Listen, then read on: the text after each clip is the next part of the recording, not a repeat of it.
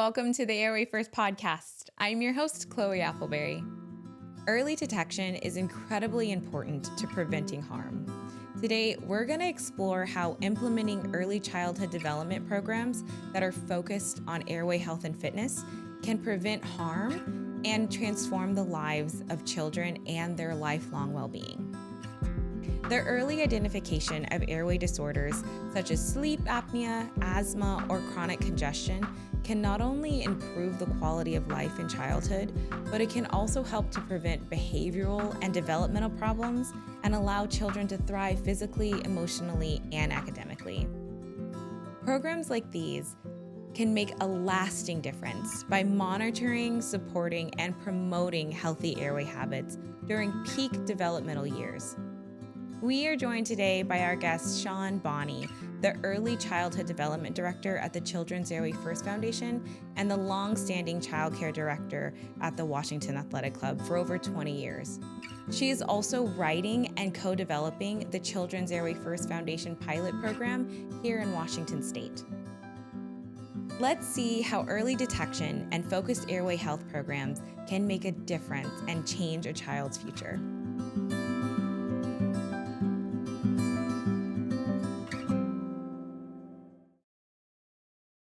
Welcome back to the Airway First Podcast, where we bring together experts, advocates, and families to highlight the importance of children's airway health. We have with us today Shawn Bonney.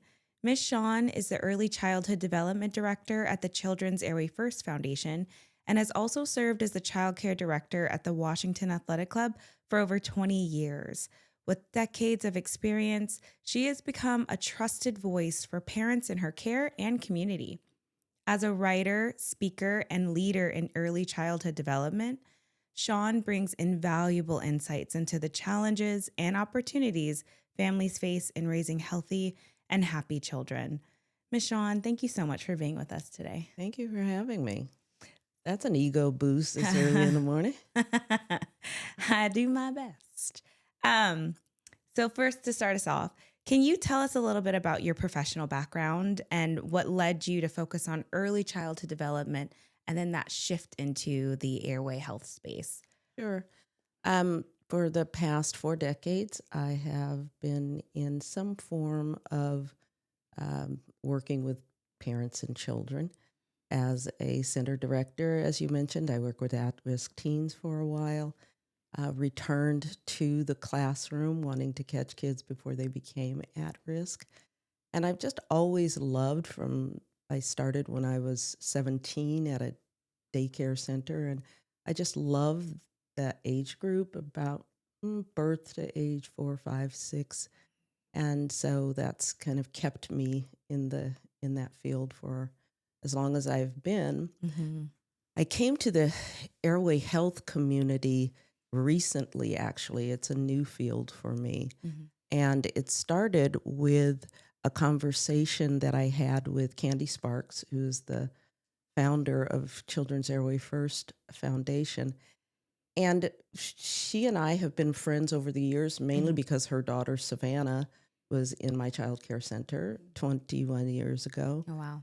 And so when they moved back, we kept in touch over the years, but when they moved back to Seattle, and Candy and I were catching up, I was stunned to hear how severe Savannah's illnesses have been and the challenges that she's had, and that it was all because of or stemmed from an untreated and undiagnosed airway condition. Mm-hmm. And I couldn't believe it. I did not know, and I've been keeping up with the family over the years. I just didn't realize it was as severe as it was. Mm-hmm. I didn't realize she was having the trouble that she was having. And in talking to her, I distinctly remember certain things about Savannah when she was little, and I just didn't realize what I was looking at. Right. One of the things was the constant mouth breathing. Mm-hmm. I distinctly remember that. And I thought to myself, if I had I known then that was a sign of an airway disorder, maybe I could have said something as an early care provider. If I had said something, I saw it, I didn't know what I was looking at. If I did know what I was looking at, maybe I could have said something that would have changed things. And so that got me to thinking and to wanting to be more involved and to also help other providers Mm-hmm. who have to be like I am. For 40 years, I'd never heard of airway disorders being a thing Right. that you should worry about. So I thought if I, as a provider, am learning all of this and thinking, wow, I could have made a difference perhaps, Mm-hmm. then certainly other providers feel the same way or will feel the same way if they know. Right. That leads me into my next question. Why is airway health such a critical issue in early childhood development? Why is it so critical? Because the consequences of untreated airway disorders affect children in such profound ways, and it really does affect children in the early periods of their life, Mm-hmm. because it will affect cognitive function, executive function, um, their self-regulation. It affects, it actually can mimic things like ADHD. Right.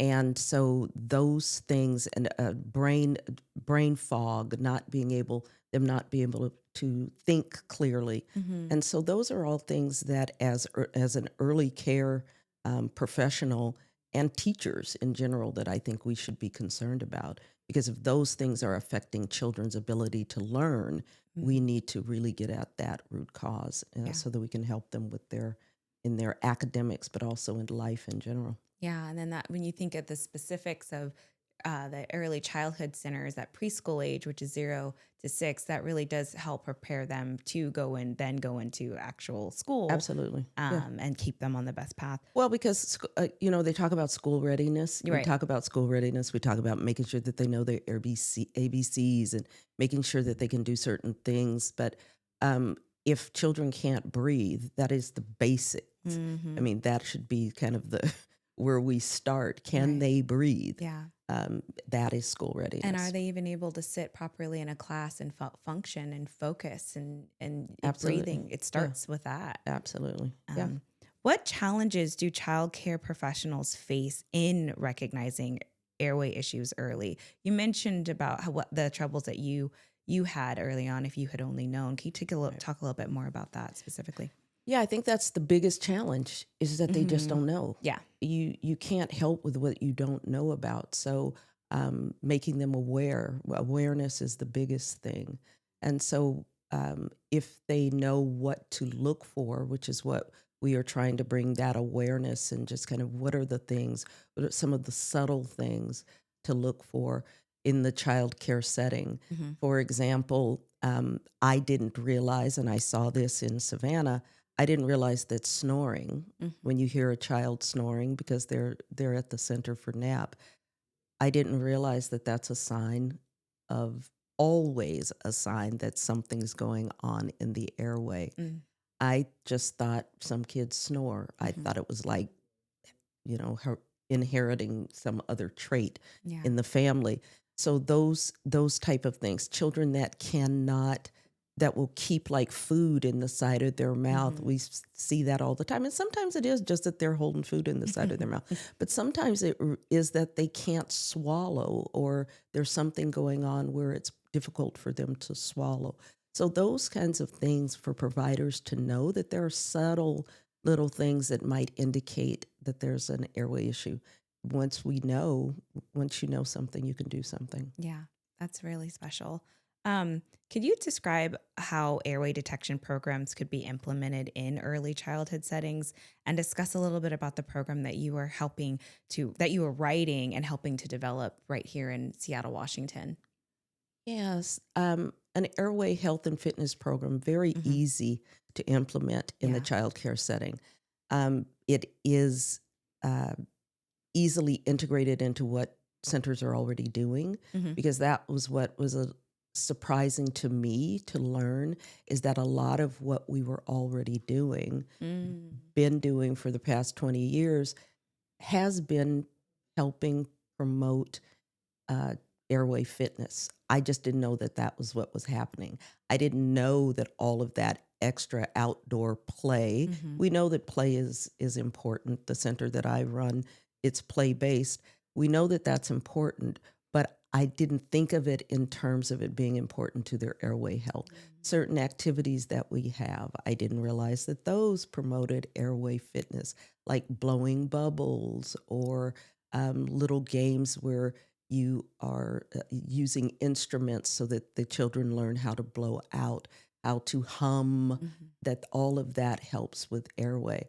And so I think that being able to do it in a way that is um, fits naturally into a program is really what has been, for me, not just surprising, but also encouraging because this is something that can easily be implemented elsewhere And you or guys, everywhere. yeah, okay. And you started your program, the pilot. You guys launched it in October. We did, That's so yeah. exciting. And you guys have seen Yeah. some pretty cool results and some Yeah, they're having I some think fun things. the main thing is just that it's the excitement that Mm-hmm. the kids enjoy doing different things anyway. So we've added things like the melodica to our little repertoire of play. Mm-hmm. And so the children have enjoyed that.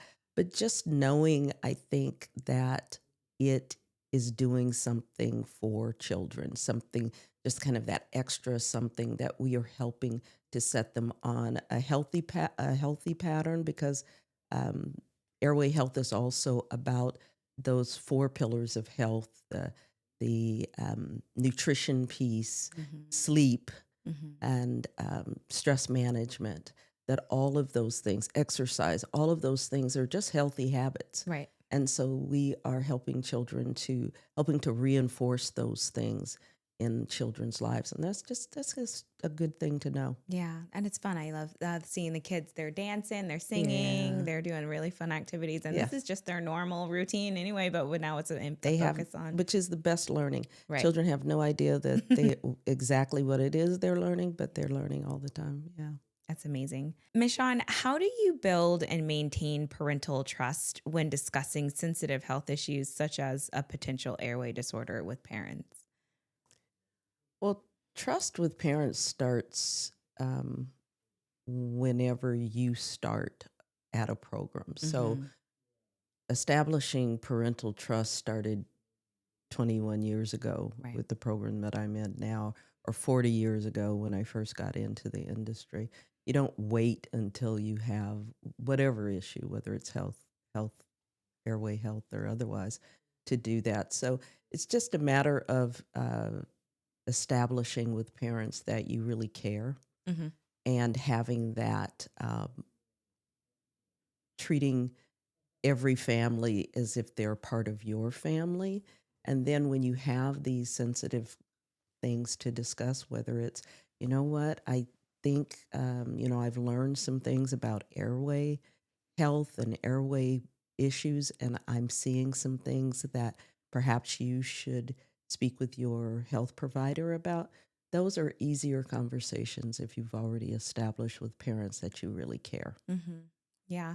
I know as a mom, I would feel so, that would make me feel so comforted and just an extra layer of comfort and protection to know that my child is going to a center that is looking out for so many other things, such as her airway health, that you don't, as a parent, might not even think about. Or, Right. parents are so busy, they're running around, but being able to drop your kids off and knowing that the childcare providers have this type of frontline eye on their Right. well-being. I agree, and that's the beauty in for me in getting involved with this because Mm-hmm. as an early providers have been the vanguard of children's health and well-being for Right. years, but there's now this uh, extra lens that I have that I look Mm-hmm. through when I see children and I'm watching for these things because I know how critical it is Right. and how serious an untreated airway issue is. So now I'm looking at things differently. Once you see it, you can't unsee it. Right. So some of the trainings that I've had and some of the reading that I've done and videos and all these things that I've watched over the past several months, I even watching children or watching people in public, I will see someone and they've got a smaller jaw, or they're walking around and their mouth isn't closed, and I'm thinking, man, they've got an airway. That could be something wrong with their airway. So it's a really for me anyway, it's a good feeling to know that I now have this other thing that I can help children and Right. families with. And you guys have not only trained you've trained yourself in this. You've partnered with Sharon Moore and to do an airway screening training. And then you guys have also have a team for a childcare team that you guys have also trained. Can you tell us a little bit about that? Yeah, we trained airway health advocates that have been trained to just kind of know what to look for, to know what those subtle signs are, to know the importance of airway health, because that's critical. Right. To know why we're doing it. I mean, in childcare, you always want to know your why. Why am I doing this? Why have I stayed in this for 40 years? So even with airway health, you want to know the why. And so why is it so important? What damage does a child not being able to breathe properly? What damage does that do to their brain? What damage does that do to their frontal cortex?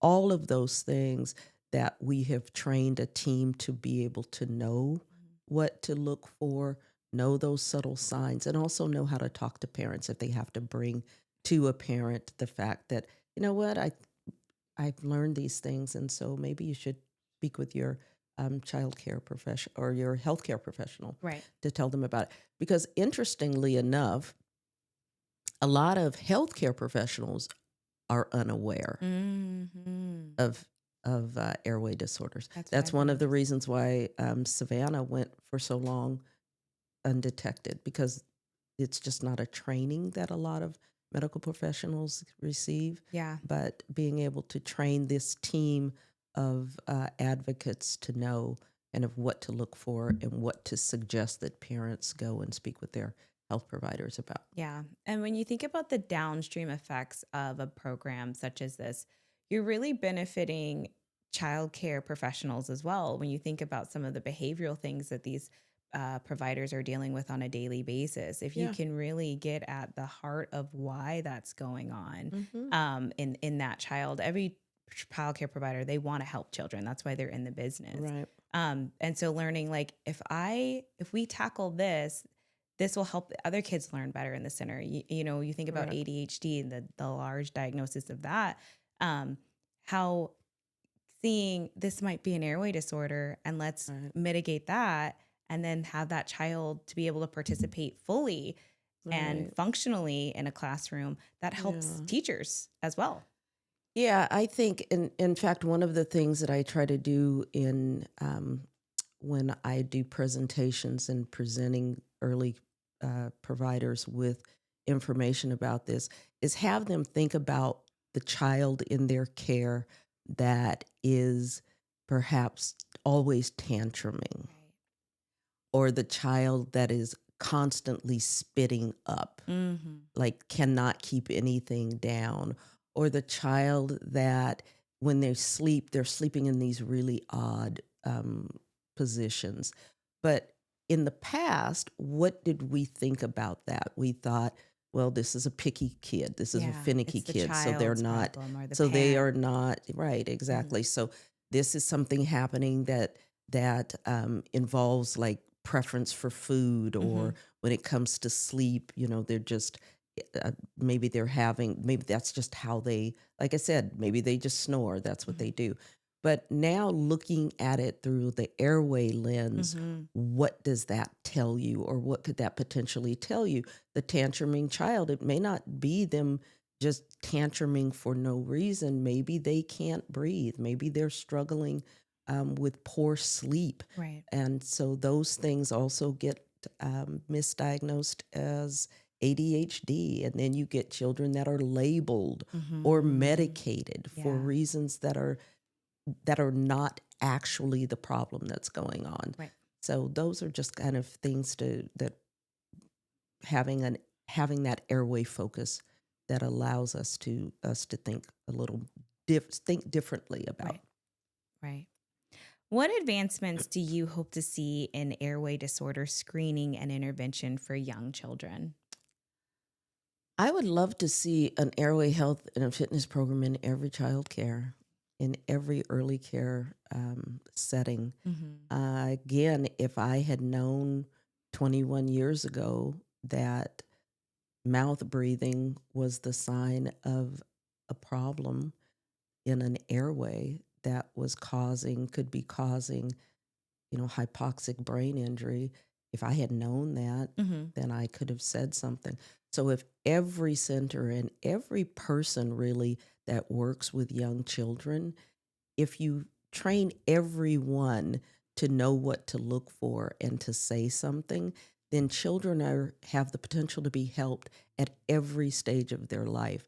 I would love to see CAF is working on an infant airway screening so that infants are screened at birth, a kindergarten screening.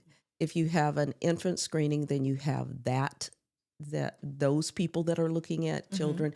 If you have the daycare centers that are being trained what to look for, then you have those people that are on guard with what to look for. Kindergarten. So every stage of a child's life, they are being helped when it is needed. Hopefully you're not missing anything, and you don't have children that have problems that need to be addressed that aren't being addressed. And it's so significant when you think about the Children's Airway First Foundation and their Fix by 6 initiative.